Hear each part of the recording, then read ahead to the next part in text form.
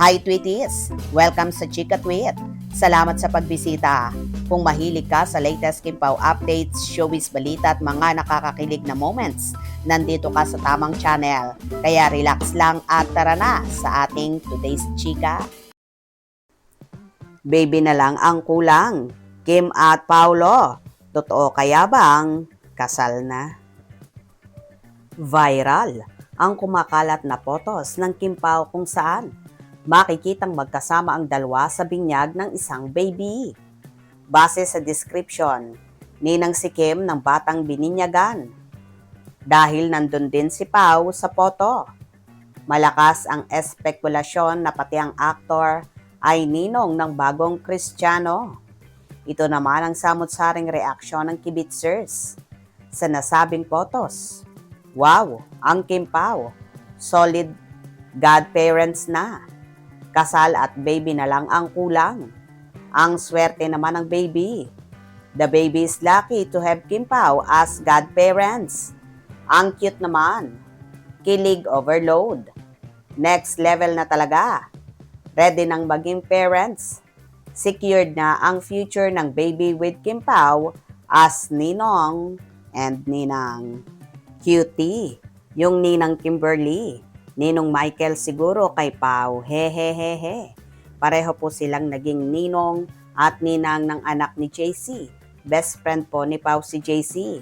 Body-body po sila sa gym at jogging. I know, kaya nga po. Same tayo. Boy, Junior, matulis ang tummy. Hala, hulaan na lang tayo, team. Pink o team blue. Tinatawanan lang kayo ni Kim at Pao. Baka ikaw ang nakakatawa. Happy yan sila lalo na si Pao. Gustong-gusto na niya magka-baby sila ni Kim. Last year pa. Yung Paulo, hater doon. Happy sila Kim at Pao. Naka-flat shoes si Kimberly. Hindi naman siya mahilig naka-flat. Alam na this. Naka-flat si Kimi mostly kasi mataas suot niyan. It's true buntis si Kimi. Ang kanyang anak ay boy. Girl yan. Blooming eh. Same tayo, boy. Junior, matulis ang tummy. Ay, ang sweet naman. Yan, Kimberly. I love Kim Pao very much. Ninang Kimberly lang, pero may escort. Sa susunod, Kim Pao naman ang magpapabinyag.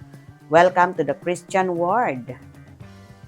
Hindi ninang si Kim, Paulo lang ninong. Bawal ang suot magninong o ninang sa binyag. Maski ang parents, white din, kaya black. Siya para itago ang tummy. Si Kimi ang ninang, may kandila nga nakalagay name niya eh. At siya din ang nasa story. Imbento 1, ninang si Kimi, proud si Kim and Pao sa baby nila.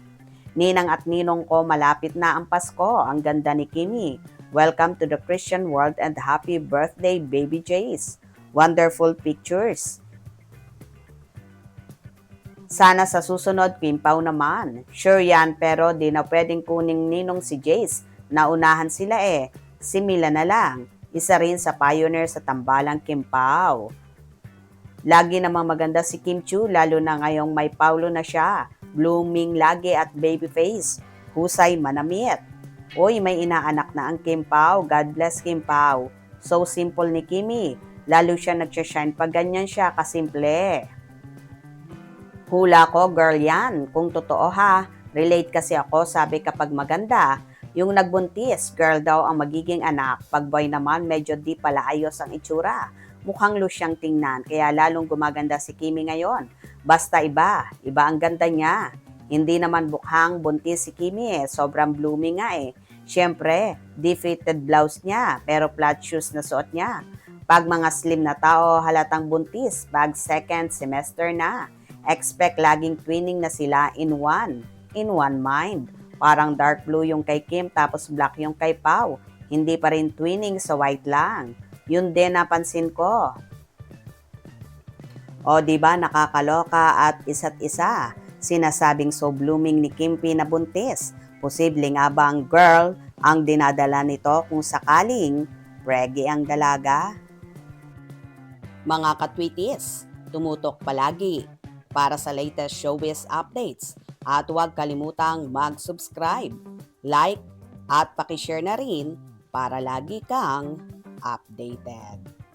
Hanggang sa muli,